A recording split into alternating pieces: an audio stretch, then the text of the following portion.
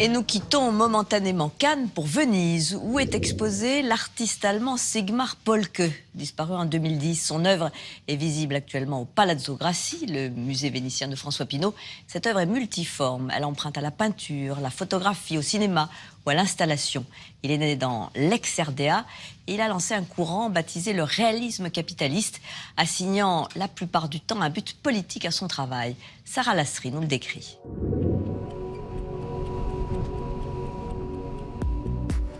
C'est en 1986 que Sigmar Polke remportait le Lion d'Or pour son pavillon allemand à la Biennale de Venise. 30 ans après, la Fondation François Pinault consacre une rétrospective à l'artiste allemand disparu en 2010 au Palazzo Grassi.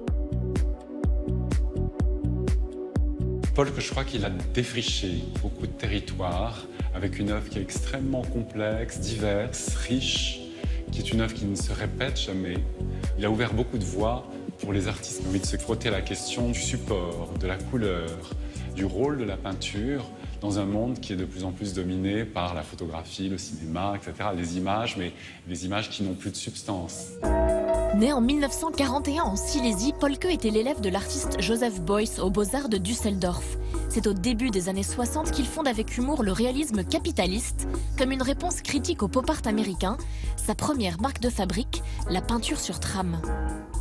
Il a commencé dans les années 60 et tout au long de sa carrière, il a utilisé les raster build, donc la peinture à point qu'il faisait lui-même, qui donc au début réalisait à partir des images de magazines sur le mur. Quand il devenait grand, il les peignait par terre. Donc on s'approche et on perd l'image, on s'éloigne et on voit la définition. Il montre que ce réel, à travers la photographie, c'est une fiction. Puisque finalement, c'est une multitude de points, ce qui n'existe pas dans la réalité, qui compose cette image. Le pop art était précis. Chez lui, c'est par contre l'erreur humaine qu'il faut remarquer. Polke consacre les années 70 à des expérimentations personnelles nourries de psychotropes. C'est au début des années 80, lors de voyages en Océanie, en Nouvelle-Zélande et en Asie, qu'il redécouvre la couleur. Il a voyagé beaucoup en Italie dans les années 80. Il a vu et revu Pompéi, le pourpre. Il a visité Giotto à Padoue et à Assise, le lapis-lazuli. Donc, il a repris tous ces pigments naturels. Pour Polke, c'est vrai que la peinture doit être vivante. Et donc, le tableau devient une sorte d'organisme vivant qu'il va faire réagir aussi avec un certain nombre de substances qu'il glisse dans son tableau. Il voulait expérimenter la poudre d'arsenic, l'oxyde d'argent, le mercure, l'uranium.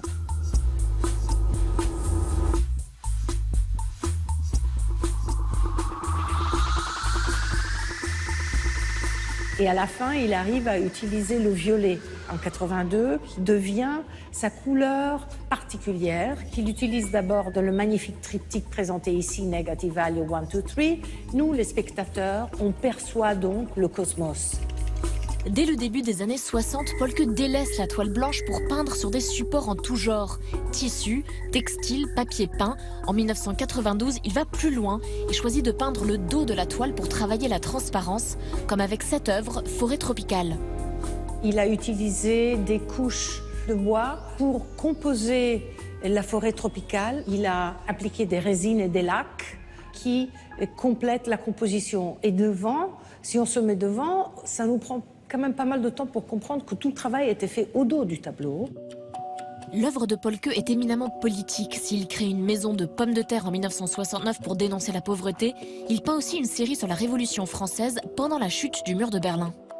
Quand on s'approche, on se rend compte qu'au fait, les deux enfants jouent avec une tête décapitée. Et il met en garde ses contemporains de finalement se méfier des idéologies, de l'idéalisme.